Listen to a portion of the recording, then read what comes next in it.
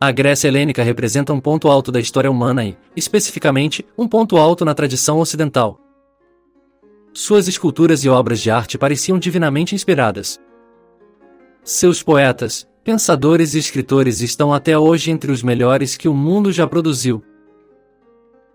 Até recentemente, toda a Europa sentia uma conexão viva com esse passado, o mais forte dos laços genéticos e culturais que causam um sentimento tão profundo de ressonância ao ver as criações magistrais em pedra e mármore. Ou lendo as obras profundas e ponderadas de Platão ou Heráclito. Ou aquelas palavras sublimes de Homero. O filósofo alemão Hegel chegou ao ponto de afirmar, em nome da Grécia, que o alemão culto se encontra em casa. Tudo que torna a vida satisfatória e a eleva e adorna, derivamos direta ou indiretamente da Grécia.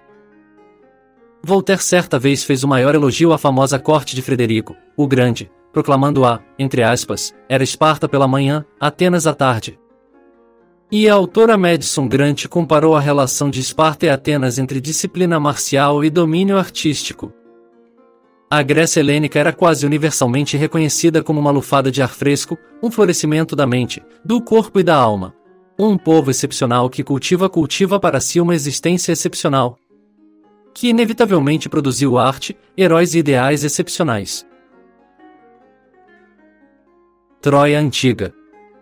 Um dos mistérios mais intrigantes do registro histórico, estendendo-se até hoje. Eles inspiraram uma das primeiras obras transcendentes da literatura heróica na Ilíada de Homero. Uma criação que permanece até hoje como uma das maiores obras já escritas, bem como uma das mais essencialmente ocidentais. Muitas das maiores obras de arte foram diretamente inspiradas na queda de Troia. A linhagem das casas reais da Europa remonta às figuras envolvidas e figuras históricas como Alexandre, o Grande, Xerxes e os primeiros imperadores de Roma, todos prestaram homenagem pessoal ao local e seus heróis. Tanto Roma quanto a Grã-Bretanha foram acusadas de terem sido fundadas por linhagens ancestrais aristocráticas que fugiram de Troia após sua dizimação completa nas mãos de seus irmãos gregos, que eram outro ramo dessa linhagem singular. Este período da história, esta região e os eventos contidos em ambos representam algo semelhante a um Game of Thrones muito real, que não precisa de exageros para ser uma das histórias mais importantes já contadas.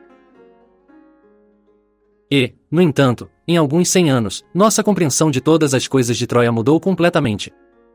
O relato de Homero sobre os eventos foi questionado e, em seguida, a validade do próprio Homero como personalidade histórica foi contestada. As fontes históricas básicas das quais ele se baseou, que há muito se acreditava serem transmitidas por homens diretamente envolvidos nos eventos, foram repentinamente rotuladas de fraudes. Nossa compreensão do conflito em si tornou-se turva e confusa, com alguns questionando repentinamente se isso ocorreu e, finalmente, proclamando que a própria Troia provavelmente não existia, mas era uma invenção fantasiosa. Avance para os dias atuais, e Troia é uma mera nota de rodapé da história, mal compreendida, se é que é, pela maioria dos estudantes modernos. E mencionado de passagem, e muitas vezes com escárnio ou desdém pelos professores modernos. A última grande produção sobre o tema foi a produção da BBC e da Netflix, Queda de Troia de uma Cidade, na qual o guerreiro mais renomado de todos, Aquiles, universalmente descrito em relatos históricos com cabelos loiros, pele clara, é interpretado por um homem cujos ancestrais vêm de Gana. Uma mudança aceitável, diz o New Yorker, porque eles consideram Aquiles falso de qualquer maneira, então, licença imaginativa e elenco parecem perfeitamente aceitáveis. Se você pesquisar na Wikipédia para entender melhor quem eram os troianos, não encontrará nada. Literalmente nenhuma entrada. Pesquise no Google a invasão doriana da maioria das regiões e este será seu primeiro resultado. É incrível. Embora tenhamos perdido toda a compreensão profunda de nossas próprias raízes e origens, e posteriormente, nosso reconhecimento da importância dessa compreensão foi habilmente substituído por uma substituição que todos podemos experimentar indiretamente. Não temos mais base em quem ou o que somos ou de onde viemos, mas conseguimos substituir todas essas preocupações incômodas por uma realidade de fantasia inventada, que foi considerada segura para discutir livremente. Espero sinceramente que todos que ouvem essas palavras pensem um pouco sobre o quão perigoso isso é. Quão devastadoras são as ramificações de jogar fora uma riqueza de contexto histórico valioso, todos os grandes contos, mitos e lendas de nossos ancestrais. Esses eventos e as histórias que cresceram em torno deles são informativos e moldadores, destinadas a orientar e ensinar ferramentas e fontes de inspiração, energia e força vital. As gerações que abriram o caminho para nós esperavam que seus sacrifícios fossem lembrados e que suas vidas e a maneira como os viveram pudessem ser contadas. Não por razões mesquinhas de ego, mas como exemplos de pensamento correto, vida correta, ser correto e ideais para se esforçar para igualar. Agora vivemos em alguma realidade de zona crepuscular em que permitimos que um punhado de homens em Hollywood e Nova York reinventem completamente nosso passado. Moldar nosso presente, assim, orientar nosso curso para o futuro. Cortando nossas raízes e substituindo-as por misturas artificiais. Surgindo de mentes que, em sua maioria, não são exatamente estudantes ou admiradores da cultura ocidental. Não pretendo julgar aqueles que investem profundamente em programas como Game of Thrones. São produções tecnicamente bem feitas, e o enorme interesse que muitos sentem por elas vem de um bom lugar. Estamos desesperados por alguma conexão real e compreensão de nosso passado e da essência arquetípica por trás de tudo. Um indivíduo faminto não vai esperar por uma refeição saudável e natural bem arredondada. Ele vai se agarrar a qualquer coisa comestível que esteja por perto e fazer o melhor de sua sorte. Estou simplesmente argumentando que um banquete excepcional está fora de alcance, e estamos nos contentando com um refrigerante barato e queijo altamente processado em lata, embora embalado de forma atraente. Simplesmente não há comparação. Estes são contos objetivamente grandes, considerando que muito em nossa época se tornou uma cópia de uma cópia de uma cópia, portanto, simultaneamente caricaturado e barateado. Lenta mais seguramente, estamos despertando para o poder das verdades no cerne de nossa história. E algum dia em breve espero que esses contos mais saudáveis e poderosos possam ser trazidos de volta à vida e abraçados mais uma vez. Um outro ponto muito importante antes de começarmos. O registro histórico tornou-se menos interessante, menos inspirado e infundido com energia natural. Em grande parte, porque em nossa época os acadêmicos optam por vê-lo através de uma estrutura artificial de seu próprio design subjetivo. Os antigos não viam o mundo em termos de fronteiras nacionais firmes desenhadas em um mapa. Este era um mundo estruturado de acordo com parentesco e linhas ancestrais. Termos como helênico ou cita real eram designações raciais tanto quanto qualquer outra coisa, e não se podia tornar nenhum deles simplesmente movendo-se para a área geográfica. Não é por acaso que tantos textos antigos estão repletos de relatos detalhados de linhagem. Recentemente, tornou-se moda na academia moderna pintar nossos ancestrais como mentirosos inveterados, criando árvores genealógicas detalhadas apenas para fins nefastos de se deleitar com a glória imerecida. Sinto que essas acusações de motivos mesquinhos são um caso de projeção. Se não tivéssemos tantas imagens documentadas nesta era da tecnologia, seria fácil imaginar um futuro em que algum intelectual de óculos pronunciasse em tons extremamente confiantes que, é claro, não havia nenhuma ex-estrela de TV como presidente dos Estados Unidos. Você vê que as pessoas gostam de se sentir como se vivessem em tempos emocionantes, então muitas vezes inventam histórias. Ele falava isso sabiamente, é claro, enquanto a maioria dos espectadores acenava com a cabeça em concordância bovina, e então ele passava a duvidar se um Donald Trump existia como pessoa. Talvez com uma risada condescendente dirigida àqueles que acreditavam no contrário. E então crie várias razões elaboradas para explicar por que ele provavelmente não existiu. E esta é apenas uma das muitas razões pelas quais encorajo todos a buscar fontes históricas de raiz. E cuidado com os derivados e especulações de acadêmicos, que apenas criam suas próprias interpretações subjetivas, e muitas vezes o fazem de acordo com os preconceitos modernos e caprichos culturais politicamente corretos. Havia uma sobreposição significativa entre nossos heróis e nossos bardos. Os grandes pensadores e poetas gregos eram geralmente homens corajosos de educação completa e multifacetada, que na maioria das vezes lutaram nas batalhas de sua época. Os tempos mudaram, infelizmente, nesta era de especialistas autoproclamados. E para constar, certamente não reivindico o título de especialista. Eu sou apenas alguém que trabalhou duro para construir uma imagem de contexto que faça sentido. Alguém que busca apenas fazer correções na narrativa predominante nos casos em que a verdade do assunto parece ter sido flagrantemente violada ou ultrapassada. Então, para preparar o cenário, acredito que, é claro, Troia existiu e que quase certamente sabemos sua localização. Acredito que a batalha a que Homero se refere, bem como a eventual queda de Troia, aconteceram. Cheguei a acreditar fortemente que os indivíduos mencionados no conto de Aquiles a Menelau também existia. E se suas façanhas foram exageradas por alguns ao longo dos anos? Isso dificilmente é motivo para sua rejeição como seres humanos vivos e que respiram. Em suma, é minha opinião que as únicas coisas para um debate sério são os detalhes. Havia um cavalo de Troia real? Helen foi sequestrada à força ou houve alguma disposição? Quais pessoas são culpadas pelas hostilidades, e assim por diante? Embora eu sinta que essas respostas importam muito menos do que o quadro mais amplo. Acredito que o elemento grego-helênico que travou uma guerra tão brutal e prolongada contra Troia, que provavelmente ocorreu por volta de 1200 AC ao longo de 10 anos e se alastrou por toda a costa oeste da Anatólia, com Troia como seu ponto de inflamação central, foi uma batalha entre homens de linhagem, língua e cultura muito semelhantes. Embora seja provável que os de Troia falassem um dialeto que hoje chamamos de luvita, não há evidências de qualquer necessidade de tradutores de qualquer tipo quando os da Grécia e de Troia visitavam as cortes um do outro. E parece ter havido vários casamentos mistos e relações familiares próximas entre os dois, a ponto de muitos ficarem divididos ao longo da guerra sobre qual lado apoiar. Eles também tinham vários heróis, costumes e tradições compartilhados.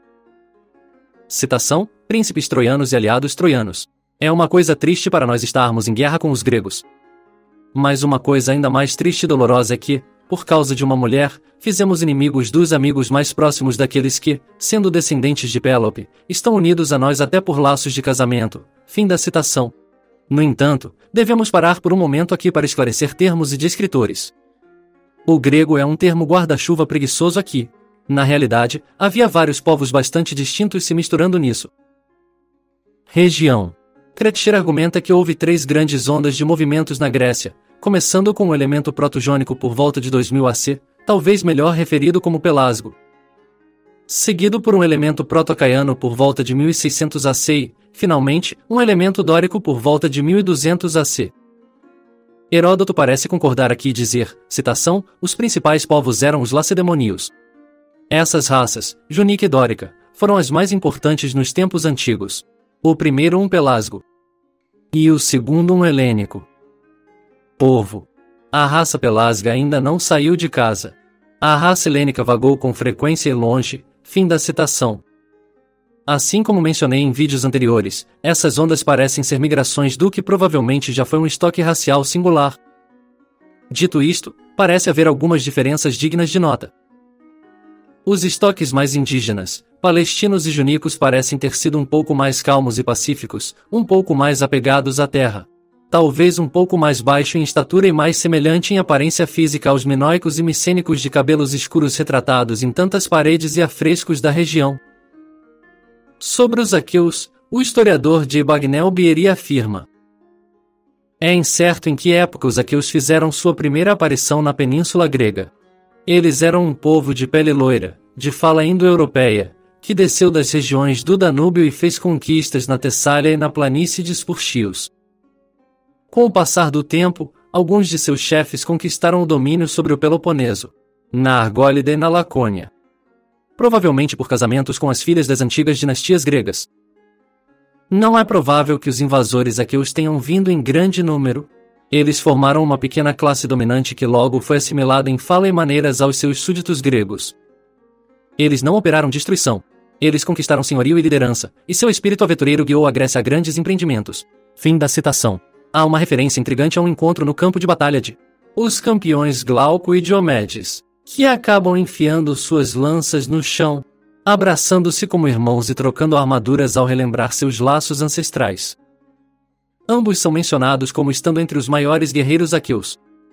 No entanto, um parece representar a Casa Real grega continental Aqueia e o outro a Casa Real Aqueia na Ásia Menor. Esta anedota, como tantas outras, parece ilustrar duas coisas. Em primeiro lugar, a estreita conexão ancestral entre o governo da Grécia e Troia. Em segundo lugar, que uma linhagem real Aqueia dominava a região da época. A última grande onda que formou o composto que conhecemos como Grécia Helênica, os dórios, entraram em cena mais como leões furiosos. Historiadores e estudiosos há muito comentam sobre seu foco aparentemente extremo no marcial e militarista, e tendo a pensar que há uma explicação relativamente clara para a extremidade dessa característica. Há uma passagem intrigante nas leis de Platão em que ele fala do nascimento dos dórios como um subconjunto dos aqueus. Agora, durante este período de 10 anos, enquanto durou o cerco, os assuntos de cada um dos sitiantes em casa sofreram muito, devido à conduta sediciosa dos jovens. Pois quando os soldados voltaram para suas próprias cidades e casas, esses jovens não os receberam de maneira adequada e justa, mas de tal forma que se seguiu um grande número de casos de morte, matança e exílio. Então eles, sendo novamente expulsos, migraram por mar. E porque Dóris foi o homem que uniu os exilados, eles receberam um novo nome de Dorians, em vez de aqueus.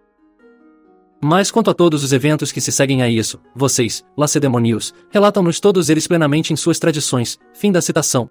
Em outras palavras, parece que os dórios vieram a ser um subconjunto autoselecionado dos gregos mais corajosos que partem para lutar em Troia. Portanto, eles não apenas eram inatamente uma espécie de casta militar, mas agora adicionamos a isso sua raiva por terem sido expulsos de suas próprias casas, e temos uma receita para a futura mentalidade marcial dos espartanos, que atingiriam o auge de seu poder e controle cerca de 600 anos depois. E com relação aos dórios, temos outra citação extremamente intrigante de Heródoto, que provavelmente era descendente de dóricos. Ao traçar sua linhagem, ele segue a linha ancestral de descendência até Perseu. E então diz, cite, se seguirmos a linha de Dnad, filha de Acrício, e rastrearmos seus progenitores, descobriremos que os chefes dos dórios são realmente egípcios genuínos. Nas genealogias aqui fornecidas, segui os relatos gregos comuns, fim da citação. E então ele passa a adicionar o misterioso, citação. Basta, no entanto, desse assunto, como aconteceu que os egípcios obtiveram os reinos dos dórios e o que eles fizeram para se levar a tal posição. Essas são questões sobre as quais, como foram bem tratadas por outros, não direi nada. Continuo a falar sobre pontos que nenhum outro escritor tocou. Parece indicar que outros autores de seu tempo, cujos escritos de alguma forma se perderam para a posteridade, cobrem esse tópico em profundidade. Quando nos lembramos do fato de que muitos dos faraós mais antigos que ainda não desenterramos foram encontrados com cabelos louros intactos e que o teste genético de Tutancâmon mostrou uma conexão direta com os europeus do noroeste, mas praticamente nenhuma conexão com os egípcios modernos. E quando consideramos ainda mais a riqueza de achados na Suméria e territórios vizinhos, retratando seus líderes e deuses com olhos azuis, e os comentários de Sargão, o Grande, sobre governar um povo de cabeça negra. A ideia de um elemento indo-europeu com características justas existentes na região é mais do que uma possibilidade, mas parece uma realidade factual óbvia. As conexões ancestrais e culturais entre os persas, citas, gregos e outros com lugares como a antiga Suméria e o Egito parecem muito mais fortes do que os acadêmicos modernos parecem dispostos a acreditar, desde o início da história registrada e além. E até a própria Helena, depois de ser levada por Príamo antes da Guerra de Troia, parece ter passado seus anos no Egito durante as hostilidades. E, claro, temos uma Tebas na Grécia, que Homero parecia considerar da maior antiguidade e uma Tebas no Egito. Algo que muitos acadêmicos tentam até hoje passar por pura coincidência. E no que diz respeito ao caráter racial de Helena da Grécia e Troia, felizmente temos vários relatos, o melhor dos quais existe nos produtos artísticos magistrais de suas próprias mãos, incluindo esculturas que permanecem até hoje entre as maiores já produzidas. O poeta do século V, Píndaro, vindo da Tebas grega, referia-se aos gregos como o loiro Danaoi. E fragmentos de um diário de viagem de 150 AC descreveu as mulheres de Tebas em particular como, entre aspas, as mais altas, mais bonitas e mais graciosas de toda a Hélade.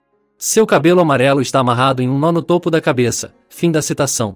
O homem espartano ALC foi uma das primeiras vozes antigas que elogiou as mulheres espartanas atléticas, mencionando especificamente seus cabelos dourados e olhos prateados ou cinza claro.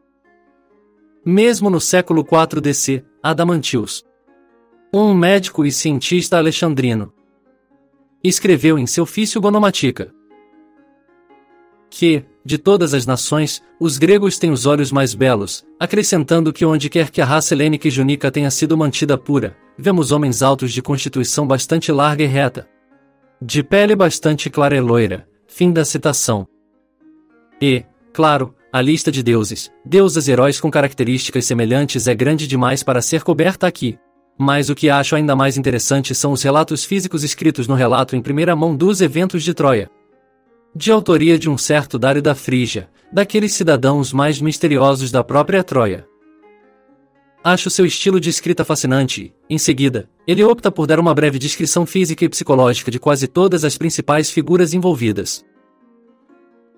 Quase todas as figuras são descritas como tendo pele, olhos ou cabelos claros, com uma grande porcentagem desses dois sendo loiros. Como Agamenon, que foi descrito como loiro, grande e poderoso. Ele era eloquente, sábio e nobre. Fim da citação. E para dar um exemplo particularmente divertido, Poloxina era clara, alta e bonita. Seu pescoço era esguio, seus olhos adoráveis, seus cabelos loiros e longos, seu corpo bem proporcionado, seus dedos afinando, suas pernas retas e seus pés os melhores. Superando todos os outros em beleza, ela permaneceu uma mulher completamente ingênua e bondosa. O segundo relato de Troia, que afirma ser de primeira mão, é chamado de Dictus Cretensis, de autoria de Dictus de Creta. Como tantas outras fontes antigas, ambos os documentos foram aceitos como peças do registro histórico até tempos bastante recentes, durante o qual os acadêmicos levaram a acusação de rotular ambos como fraudes ou invenções. Uma postura da qual não posso deixar de ser extremamente cético. Acredita-se que ambos possam ter sido usados por Homer na elaboração de seu relato junto com outras fontes às quais não temos mais acesso. Mas o que é ainda mais fascinante é que cada um representa um relato de um lado oposto da batalha e, ao ler os dois, é fácil ver como cada lado pode ter culpado um ao outro e como um evento que Heródoto afirma ter sido desencadeado por um mal-entendido pode ter se transformado em uma das guerras mais monumentais e impactantes da história ocidental entre dois inimigos igualmente teimosos, orgulhosos e poderosos. É lamentável que o relato de Dário seja tão curto, tão pouco tenha chegado até nós sobre a natureza de Troia e seu povo e, sem dúvida, muito parecido com o incêndio de Alexandria, a destruição completa de Troia provavelmente significou que muitos registros escritos, ou os bardos e contadores de histórias que poderiam escrevê-los estavam perdidos para sempre. Sobre este tópico, há um mistério curioso que até hoje permanece sem solução envolvendo o que hoje chamamos de cidades de Troia, que geralmente se manifestam como labirintos cortados de grama, embora às vezes sejam criados com pedras. Uma teoria popular era que essas eram representações do antigo labirinto de Creta. Outro, que eles representam o layout de Troia ou os círculos concêntricos da Atlântida como Platão descreveu ou ambos. E 100 ainda existem até hoje, com a maioria sendo encontrada na Suécia. No entanto, incrivelmente, eles são encontrados em lugares como Egito, Índia e Peru. Uma das teorias mais intrigantes é que esses símbolos estão ligados ao arcano, o sítio arqueológico cuidadosamente ignorado nas estepes russas com um layout tão parecido com o de Troia, considerada cidade de suástica devido à prevalência de suásticas descobertas na área, também apelidado de Stonehenge russo, e que remonta a pelo menos 4.000 anos. Embora evidências recentes indiquem que 5 a 6 mil anos podem ser uma estimativa melhor, e sua construção indica que os construtores tinham conhecimento astronômico avançado e o próprio local pode ter sido uma espécie de observatório, que foi misteriosamente incendiado e abandonado essencialmente da noite para o dia.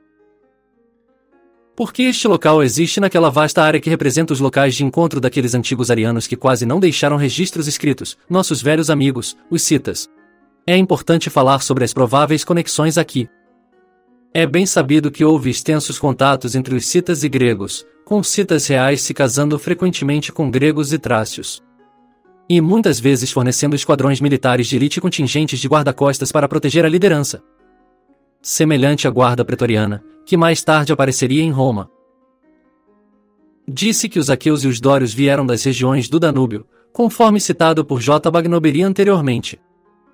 Os citas, ocupando vastas extensões de território ao norte da Grécia, reivindicou Hércules como o progenitor de sua raça.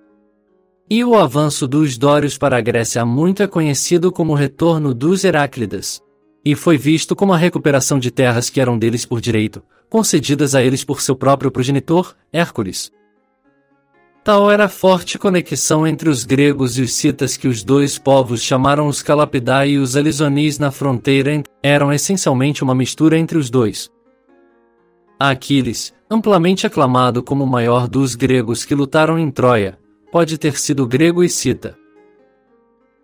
O historiador bizantino Leão, o Diácono, citando o historiador grego mais antigo, Ariano de Nicomédia, diz abertamente que Aquiles era um cita que havia sido banido para Tessália devido ao seu temperamento explosivo. Alceu, o poeta grego do século VI a.C., referiu-se a Aquiles como o senhor da Sítia. Durante a guerra com os troianos, há várias referências à cooperação grega e cita, especialmente entre Aquiles e o rei cita, chegando de volta com Aquiles depois de se envolver em vários ataques costeiros aos postos avançados de Troia. O rei cita, citação, tendo sabido que nossos homens haviam chegado, veio e trouxe muitos presentes. Grande parte da arte de ouro desses dois povos era tão semelhante que muitas peças citas foram consideradas de origem grega, e acredita-se que o arco curvo cita foi adotado pelos gregos. As genealogias dórica e cita combinam surpreendentemente bem, cada uma remontando a 3 irmãos em que o poder foi concedido ao mais novo. E falam de 3 divisões sociais semelhantes a uma classe de produtores, uma classe de sacerdotes e uma classe de guerreiros. Os citas eram em todos os lugares referidos pelos escritores gregos como guerreiros que mantinham todas as coisas em comum, exceto sua espada e copo. E os espartanos foram mencionados como tendo costumes semelhantes. Portanto, é interessante comparar isso com a linha de Crítias de Platão, que ao discutir a Atlântida e as origens do povo helênico, fala de, citação, uma classe superior de guerreiros que moravam separados e eram educados e tinham todas as coisas em comum como nossos guardiões. E mais tarde ele passa a afirmar, citar, e assim eles passaram suas vidas como guardiões dos cidadãos e líderes dos helenos. Eles eram uma raça justa e famosa, celebrada por sua beleza e virtude em toda a Europa e Ásia. Agora, antes de prosseguirmos aqui, é importante deixar claro que não estou afirmando que os gregos eram citas mais do que estou afirmando que os citas eram gregos. Mas sim que esses dois rótulos escondem outro mecanismo de rotulagem que provavelmente era mais amplamente usado e mais confortável para aqueles no mundo antigo, o ancestral. O helênico e o cita parecem mais 2 ramos de uma única raiz. Fica ainda mais interessante. Heródoto menciona 3 nações ou suas casas reais que remontam a Hércules, que, novamente, não posso deixar de acreditar que era uma pessoa muito real, mesmo que muitos dos contos de seus feitos específicos possam ser invenções ou exageros. Essas 3 nações são os citas, os dórios e os lídios. Lídio era o nome para aqueles que ocupavam a região de Troia. E assim, mais uma vez, encontramos um laço genético direto que une as principais potências da época. E, finalmente, para unir praticamente todo o mundo antigo, já mencionamos que o Buda era quase certamente de origem ariana do povo Saka ou Sakai. Mas Ashoka também, amplamente aclamado como um dos maiores governantes da Índia, um famoso conquistador que se tornou pacificador budista. Responsável pelo chakra Ashoka, que se tornou a base para a bandeira indiana e tem uma semelhança impressionante com o símbolo real da Macedônia, era descendente de gregos. Os famosos pilares Ashoka, que mostram uma conexão com a arquitetura grega e persa, estavam entre os alvos mais proeminentes da iconoclastia muçulmana, com apenas alguns permanecendo intactos nos dias atuais. A elite governante persa, o Aquemênida. Observe a semelhança linguística aqui com o Aqueu, marcou sua descendência de Aquêmenes, filho de Perseu, meio-irmão de Hércules. A antiga Pérsia era o epítome de um império ariano antes de sua conquista de grande parte do mundo conhecido, transformando-os em um ensopado de povos variados, assim como Roma se tornaria mais tarde. A Pérsia desenvolveria laços estreitos com a Lídia e, portanto, consideraria a Guerra de Troia uma afronta aos gregos. E isso foi o catalisador de tanto sangue ruim e conflito futuro entre gregos e persas. Na verdade, Heródoto abre sua obra de referência, Histórias, contando a opinião persa da guerra como culpa dos gregos. E sua alegação de que o incidente com Helen foi uma reação exagerada. Ficando do lado da perspectiva troiana de que ela não teria voltado para Troia com Príamo a menos que quisesse. Disse que os fenícios colocaram tudo isso em movimento inicialmente. Um povo que os gregos parecem ver como intimamente relacionado aos troianos posteriores. Filha do rei de Argos, Anacas para o Egito. Disse que os gregos retaliaram cortesia de um incidente em Tiro, onde os gregos foram acusados de roubar a filha do rei, Europa, e depois em um segundo incidente em que os gregos, provavelmente o próprio Jasão da história de Jasão e os argonautas, levaram Medeia, filha de outro rei. Independentemente da faísca que acendeu o incêndio, acredito que a Batalha de Troia realmente foi tudo o que parecia ser. Um confronto de leões, guerreiros altamente qualificados em seu auge lutando por honra e glória, com certeza. Mas também para decidir, como afirma o Dictus Cretenus, quem governaria o mundo. E, de fato, a queda de Troia possibilitou aos gregos criar um império do tipo que poucas potências jamais igualariam. E dependendo se você acredita que historiadores antigos ou acadêmicos modernos forneceram o porta-enxerto em Roma e na Grã-Bretanha de futuros impérios, eles um dia fariam o mesmo, já que um grande grupo de troianos derrotados foi forçado a se mudar para esses postos avançados distantes após sua perda. A Eneida de Virgílio, entre vários outros relatos, relata que Enéas Real escapou da destruição de Troia e seguiu para a Itália. Como seu neto Brutus teria viajado para a Grã-Bretanha, fundando uma cidade que chamou de Nova Troia, mais tarde conhecida como Londres. Embora vários artigos da BBC e acadêmicos variados zombem e ridicularizem essa história, ainda não vi nenhuma evidência que derrube as dezenas de relatos mais antigos que claramente viam esse evento como factual, e até o século passado era universalmente aceito.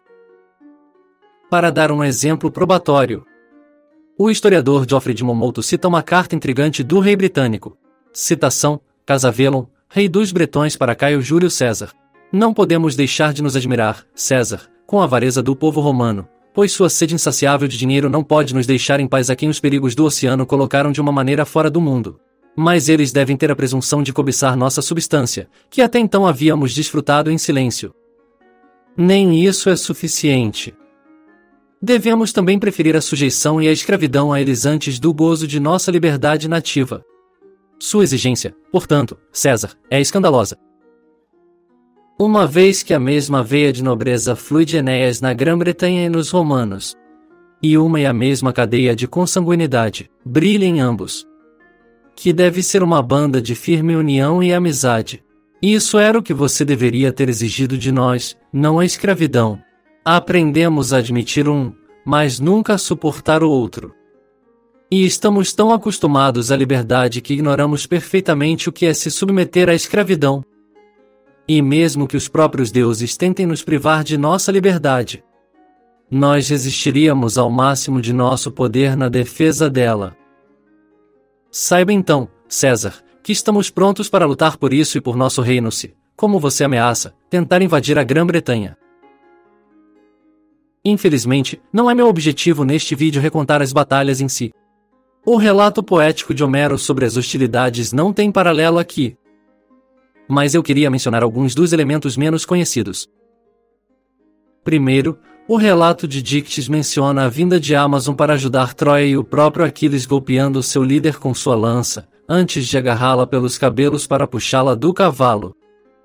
Um evento imortalizado em várias esculturas desde então. O herói e seus gregos impetuosos não estavam dispostos a ser tão gentis com as Amazonas quanto os citas haviam sido em seus encontros anteriores. Citação. Encontrando Pentesilhas ainda meio viva, ficamos maravilhados com sua ousadia descarada. Quase imediatamente, uma reunião foi realizada para determinar seu destino e foi decidido jogá-la, ainda viva o suficiente para sentir o rio para se afogar ou para os cães se despedaçarem, pois ela havia transgredido os limites da natureza e seu sexo. Como as hostilidades duraram 10 longos anos, os gregos até cultivaram as terras próximas às muralhas de Troia para manter o exército alimentado, e ambos os lados supostamente fizeram longas pausas durante o inverno. Troiano e grego até se misturavam livremente no bosque sagrado durante esse tempo.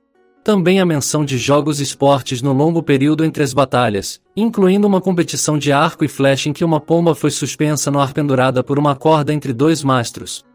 Disse que Ulisses e Meriones foram os únicos que acertaram o alvo, apenas para serem superados pelo vencedor Filoctetes, que reivindicou e então começou a provar que poderia cortar a própria corda com sua primeira flecha. Aquiles, dizia, concedeu-lhe um prêmio duplo por esse feito. O enorme Ajax levou todos os prêmios para as lutas de boxe, e disse que Diomedes venceu a corrida a pé que aconteceu com a armadura completa, o concurso que mais tarde viria a ser um dos eventos olímpicos mais populares. Finalmente, esta não foi apenas uma batalha de espada e lança. Carruagens e cavalaria, os pilares do elenco dominante do mundo antigo, eram usados com muito mais frequência do que se poderia suspeitar com base em relatos populares, especialmente pelos próprios heróis e líderes. Uma das muitas razões pelas quais sempre olhei para trás com humilde admiração pela história dos povos iranianos é seu histórico de capacidade flexível e adaptativa de resolução de problemas, a própria definição de inteligência. Parece-me que o verdadeiro teste aqui, quando confrontado com um problema muito complexo com variáveis ocultas e incógnitas, e muitas vezes nenhum precedente histórico claro e simples para se basear em relação a resolvê-lo, é este. Alguém desmorona sob o peso, corre ou se esconde ou se envolve em ginástica mental para fingir que o problema realmente não existe. Ou alguém encontra a energia e a força de espírito para enfrentar o problema de frente e trabalhar para criar a ordem correta e a estrutura saudável. Diante de nossa inclinação natural como seres humanos para o caos e a degeneração, essa capacidade de resolução de problemas é do tipo mais alto e amplo. Não é compreensão tola de inteligência e educação que a educação moderna perfura em nossas cabeças, em que as crianças são recompensadas pela memorização e regurgitação de fatos, mas um mérito multifacetado, capaz de se adaptar e se ajustar a qualquer coisa que surge em seu caminho, capaz de pensamento criativo e independente. Não o seguidor de livros de regras e guias, mas capaz de criá-los quando necessário. Eu queria terminar este vídeo dedicado a um excelente exemplo disso e destacando um povo que representa um pico alto na história da realização humana. Os famosos espartanos eram um ramo dos dórios que, por sua vez, eram um ramo dos aqueus. E nem sempre foram aqueles espartanos que conhecemos hoje. Inicialmente, quando seu mundo parecia agradável e bem ordenado, eles eram, segundo todos os relatos, um rebanho amante do prazer, apaixonado por dança, música, pioneiros e música, conhecido pela bela cerâmica e pelas mais delicadas e intrincadas esculturas em marfim. Com seu subconsciente moldado pelos eventos que se seguiram à Guerra de Troia, na qual seus antepassados dóricos não foram autorizados a voltar para casa, e, posteriormente, observando um aumento na degeneração e revoltas de turbas. Afastando-se da disciplina e da ordem, eles abandonaram esses hábitos quase da noite para o dia. Sob a mão orientadora de um homem chamado Licurgo, eles deveriam se remodelarem. Este era um povo que procurava ser senhor dos homens, não por meio de engano ou trapaça ou manipulação, mas sendo mais duros consigo mesmos do que aqueles ao seu redor e, assim, transformando-se em indivíduos não apenas dignos de domínio, mas totalmente capazes de adquiri-lo e mantê-lo. Os espartanos criaram sua própria visão da colonização. Olhos para o oeste e começou a se perguntar quais oportunidades havia além das montanhas. Era lá que eles iriam para satisfazer sua fome de terra. Foi lá que Shangri-La revelaria seu lado mais sombrio porque que uma nação escrava seria criada para servir a raça mestra espartana. Vendo-se como uma elite aristocrática, eles pretendiam provar isso sendo isso claramente para todos e, ao fazê-lo, criaram uma estrutura social voltada para um único propósito, o cultivo de guerreiros. Como primeiro passo para prevenir a corrupção, Licurgus proibiu qualquer cidadão de se envolver no comércio. Divertida e criativamente, ele limitou a moeda ao uso de espetos de ferro pesados. Na medida em que mesmo uma compra moderada pode exigir o suficiente para, entre aspas, encher um vagão de bom tamanho, Licurgo era igualmente desdenhoso em relação à democracia, que a maioria dos nobres gregos da época via como governo da multidão. Em última análise, um sistema ao capricho daqueles que estavam mais dispostos e capazes de enganar, manipular e controlar a multidão. Diz a lenda que, quando confrontado por um defensor da democracia, ele pediu a um homem que citasse: comece com sua própria família. Ao contrário de Atenas, que acabaria por mudar nessa direção geral antes de seu declínio, Esparta deveria ser moldada em uma hierarquia de mérito, autodisciplina, dureza e coragem. Aos 7 anos, seus filhos foram enviados para morar em um quartel militarista comunal, para passar por uma educação completa com foco militarista, e foram encorajados a fazer suas próprias camas de junco para dormir ao ar livre e até mesmo embaçar e treinar uns com os outros da maneira construtiva de irmãos que buscam melhorar uns aos outros. Meninas espartanas da mesma idade foram enviadas para aprender dança e ginástica. E até foram ensinados a ridicularizar os meninos para endurecer sua pele. Na infame competição de resistência no altar de Ártemis, o queijo foi colocado no topo enquanto os meninos competiam para alcançá-lo, sendo açoitados como pretendiam fazê-lo. As melhores dessas crianças se formariam à direita de passagem da Crítia. De acordo com Plutarco, todo outono os 4 espartanos declaravam formalmente guerra aos ilotas, permitindo que qualquer espartano matasse um ilota se ele se sentisse totalmente justificado em fazê-lo. Os jovens espartanos então vagavam pelo interior da Lacônia armados com facas, visando os mais rebeldes entre seus súditos. Mas, para aumentar o desafio, eles foram forçados a fazê-lo em segredo, pois ser pego significava uma grande aglomeração, ensinando-os a serem não apenas fortes, mas também furtivos, rápidos e confiantes. Somente aqueles que mostraram sucesso aqui provavelmente alcançariam posições de liderança, restringindo o comando dos exércitos espartanos aos mais testados e comprovados. Até mesmo sua música se tornou marcial, e sua famosa falange era conhecida por avançar em velocidade de caminhada acompanhada por música rítmica e cantos. Uma prática que eles estudaram atentamente. Eles riram do conceito de muros como contrário à sua natureza. E o rei espartano Agiselau, ao visitar cidades, muralhas e defesas vizinhas, teria observado bons aposentos para as mulheres.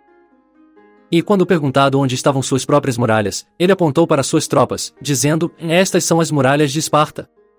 Embora suas proezas fossem universalmente reconhecidas por seus vizinhos, eles estavam longe de ser valentões, e os fatos eram conhecidos por serem notoriamente cautelosos em se comprometer com guerras, muitas vezes mostrando uma tremenda contenção.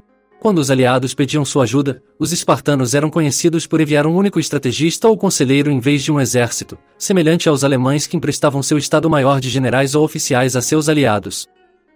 A punição para os covardes era extremamente severa porque era praticada naturalmente por toda a comunidade. Um pouco como amish ostracismo. Mas muito mais impactante.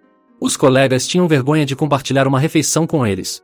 Eles foram deixados de fora dos eventos esportivos, tiveram que dar prioridade nas ruas, tiveram que entregar seus assentos em eventos para homens mais jovens.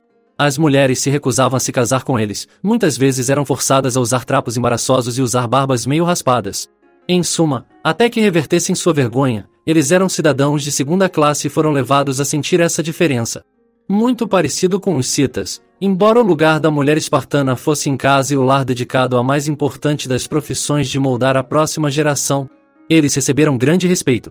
Mesmo os menores deles eram aparentemente muito valorizados e pagos como babás e cuidadores por outros gregos. E há uma história bem conhecida de uma mulher grega ática uma vez perguntando: "Como é que vocês, mulheres espartanas, são as únicas que exercem algum controle sobre seus homens?" Apenas para receber a resposta: "Porque somos os únicos que dão à luz os homens." Em nossa época, indivíduos fracos e degenerados em grande parte chamam o túmulo e trabalharam para igualar a masculinidade saudável à estupidez brutal. E muitos, sem dúvida, passaram a ver os próprios espartanos nesse molde. Sócrates nos corrige aqui. Citação: "Eles escondem sua sabedoria e fingem ser cabeças duras, de modo que podem parecer superiores apenas por causa de suas proezas na batalha. É assim que você pode saber que estou falando a verdade e que os espartanos são os mais bem educados em filosofia e fala. Se você falar com qualquer espartano comum, ele parece ser estúpido, mas eventualmente, como um atirador experiente, ele atira em alguma breve observação que prova que você é apenas uma criança." Fim. Tribunal. E embora falassem pouco, as poucas ofertas que forneciam reverberam através dos tempos. O rei da Macedônia e o pai de Alexandre, o Grande, Filipe II. Longe de ser um homem fraco, supostamente ficou furioso com o espartano enviando apenas um embaixador, ao contrário da comitiva usual para lidar com ele. "Eu", respondeu o embaixador, "um embaixador de um rei." Depois de invadir a Grécia e obter várias vitórias, Filipe enviou uma mensagem dizendo: "Se eu invadir a Lacônia, você será destruído, para nunca mais se levantar." Os espartanos, confiantes de que poderiam detê-lo antes que ele o fizesse, responderam com uma única palavra: "Se." Encontro com o governador persa da costa marítima da Ásia, Hidernes. Eles se recusaram a prostrar-se diante dele e prestar homenagem como todas as outras nações, afirmando que não era seu costume adorar os homens. Por que você não consente em ser amigo do rei? Basta olhar para mim e para minha fortuna para ver que o rei sabe bem como honrar o mérito. Da mesma maneira, vocês mesmos, se fizessem sua submissão a ele, receberiam de suas mãos, visto que ele os considera homens de mérito algum governo na Grécia. E Denas, eles responderam: Tu és um conselheiro unilateral. Você tem experiência de metade do assunto, mas a outra metade está além do seu conhecimento. A vida de um escravo tu entendes. Mas nunca tendo provado a liberdade, você não pode dizer se ela é doce ou não. Se soubesseis o que é liberdade, ter-nos-ieis ordenado que lutássemos por ela. E lutar por isso eles fizeram. Em grande desvantagem numérica na famosa última resistência nos portões quentes das Termópilas. Enfrentando um exército de 10 a 100 vezes seu tamanho, dependendo de qual conta se escolhe confiar, um exército definido para beber rios secos e disparar flechas suficientes para apagar o sol. Os espartanos brincaram, tanto melhor, vamos lutar na sombra. E depois de novamente receberem riquezas, terras e outras tentações para depor as armas, eles recusaram firmemente, oferecendo apenas aquela resposta sempre relevante que ecoa através dos tempos: venha e pegue. No que viria a entrar para a história como uma das mais poderosas demonstrações de excelência marcial, coragem genuína e disciplina magistral, um exército de mais de 100.000 homens foi impedido e atrasado por 7 dias por este punhado de almas elevadas que escolheram sacrificar tudo por tudo o que mais amavam e, ao fazê-lo, seus exércitos ganharam tempo suficiente para potencialmente mudar o curso de toda a guerra. Essa defesa espartana contra a Pérsia é análoga à nossa situação hoje. Os espartanos consideravam esses persas do final do império corruptos e degenerados traficantes de poder, buscando acabar com a liberdade e a soberania. E sejamos francos sobre nossa situação no Ocidente. Estamos em um precipício muito real, enfrentando perigos de um tipo nunca antes experimentado por nossos predecessores. E agora deve responder a mais importante das perguntas: ser ou não ser? Estamos à beira do colapso. Ou encontramos um meio de cultivar e aproveitar a liderança inspirada mais uma vez no molde de Marco Aurélio, aqueles que veem o poder não como um privilégio ou como um meio de ganho pessoal ou como um fim em si mesmo, mas como a maior das responsabilidades. Como um fardo cuidadosamente suportado por uma natureza paternal à frente de uma família em direção a um fim significativo. Ou cedemos nosso mundo e seu futuro aos meramente ambiciosos e às forças que eles finalmente servem. Um comerciante sem raízes e clamando classe, eliminando a cultura e raça e singularidade excepcional de todo e qualquer tipo. E, finalmente, o próprio espírito humano, a serviço das margens de lucro, expressos em falsos ideais como cobertura. Homens que buscam a destruição de tudo que é natural e travar uma guerra contra tudo que é elevado, excepcional e belo. Por que essas ideias são tão estranhas à sua natureza pequena e cínica? Eles buscam um mundo sem profundidade ou picos, mas sim que mesmo quilha de materialismo mesquinho. Cada geração um pouco menor e mais mansa e mais facilmente controlável do que a anterior. Então, para que lado, homem ocidental? O futuro será controlado pelo pioneirismo. Aqueles que sempre buscam novas margens e horizontes, procurando criar, explorar, expandir, melhorar, incutir ordem, estrutura e propósito? Ou este mundo se tornará um mercado governado pelo dólar, portanto, governado pelos senhores do dólar? Esta é a nossa encruzilhada. Depois de décadas de encolhimento, de ser constrangido e contido, talvez seja a hora de ficar de pé novamente, para se libertar desses grilhões e mais uma vez se tornar seres humanos independentes e totalmente formados. Se não formos capazes de canalizar essa disciplina, essa clareza mental de volta ao básico e essa coragem para enfrentar todos os obstáculos e desafios, não importa o quão assustadores eles possam parecer, este mundo se tornará um lugar muito, muito escuro. Os espartanos fizeram sua escolha de ficar com o joelho não dobrado alto o suficiente para ecoar através das gerações. Qual será o nosso?